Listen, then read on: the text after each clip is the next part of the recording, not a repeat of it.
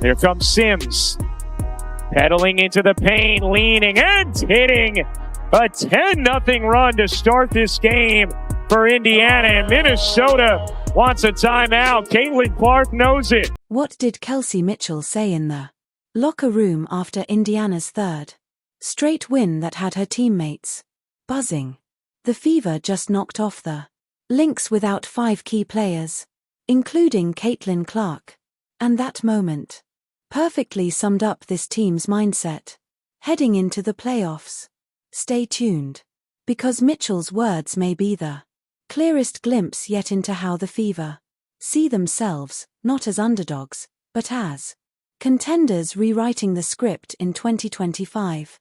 If you're pumped up for the playoffs, comment fired up for the Fever down below. Let's go. I know a lot of people will talk about Nafisa not playing, but I think they're really good with or without her. You know, they're just a really great basketball team. So I think it was a big win for us because they set the bar high standard wise. We know what to expect when it comes to Minnesota Lynx, and so I think going into the playoffs, it was big for us because being able to know guarding Courtney Williams, knowing that her thing is a pull-up, knowing that now instead of not knowing that, it's big for us because we give ourselves a chance. And if they are the standard, we get to see where we are. How does a team missing 5 of its key players manage to put together 3 straight wins against some of the toughest competition in the league?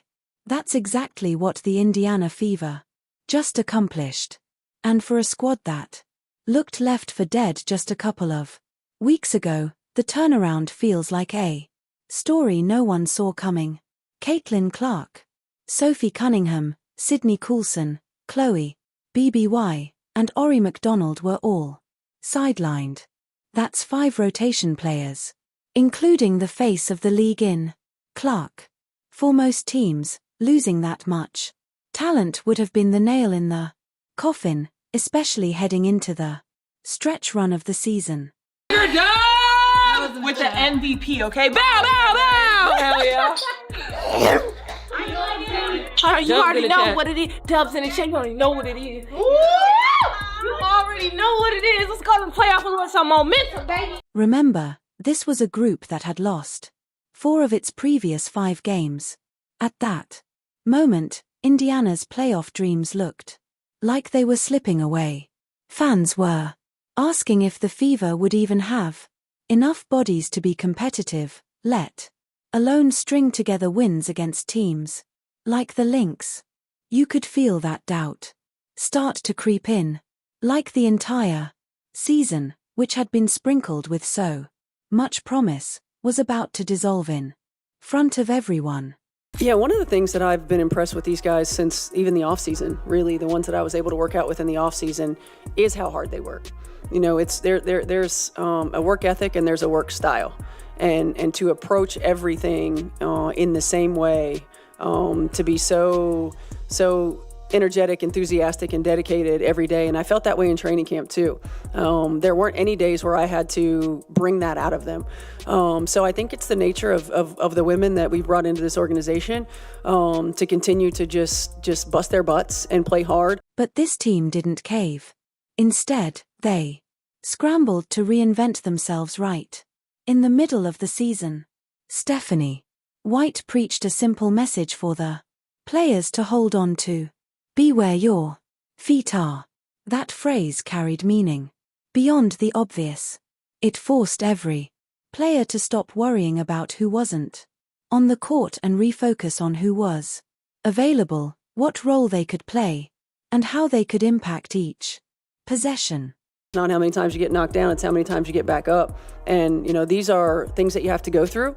I often say there's no substitute for experience, and the experience that these guys have had to have to continue to reinvent, to have to continue to find different ways to get back up, and to play through some different struggles is not just paying us dividends this season, but as far as what it's doing for our culture, it's going to pay dividends for many years. That mentality showed up immediately in their clash with Minnesota. Indiana stormed out to a 10-0 lead, setting a tempo that stunned the Lynx. They weren't waiting around. They imposed their energy at both ends of the floor. Shots were falling, the defense was swarming, and suddenly the Fever had flipped the story. Instead of drowning in injuries, they were dictating the action. You saw it from the veterans, grabbing big rebounds, and the reserves diving on loose balls. Everyone bought into the idea that their best chance to win came from competing harder than the opponent on every single play. It wasn't always pretty, but it was relentless. That's the kind of performance that separates a team surviving from a team actually winning. And here's the payoff. That win not only pushed the Fever into their first winning record since 2015, it also showed that resilience is now their identity. Injuries didn't define them, response did. And while the blueprint for how to adapt has been written as a team, it's also been carried by individuals who elevated their games to new heights. None more so than Kelsey Mitchell, whose historic season is reshaping the future of Indiana basketball.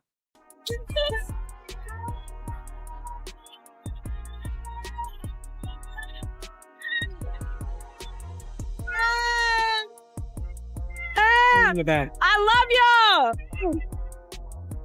With no Caitlin Clark on the floor, the biggest question was simple. Who was going to step up and actually keep the Fever alive? This wasn't just about filling her stat line. It was about finding scoring, leadership, and energy from somewhere else. That's why the Lynx game was so eye-opening.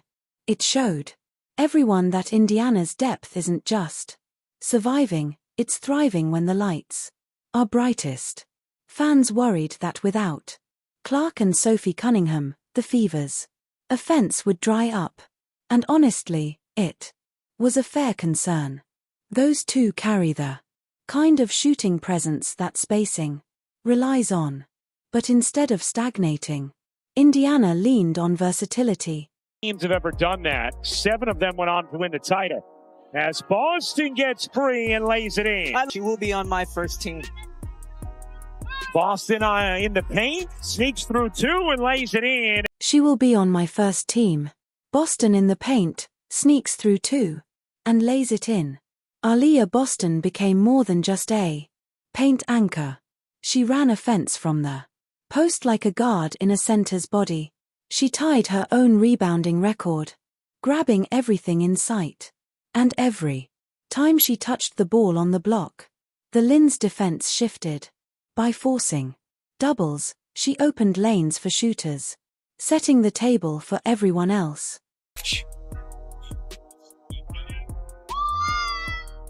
Here's Boston off the steal, coast to coast, heading for 2.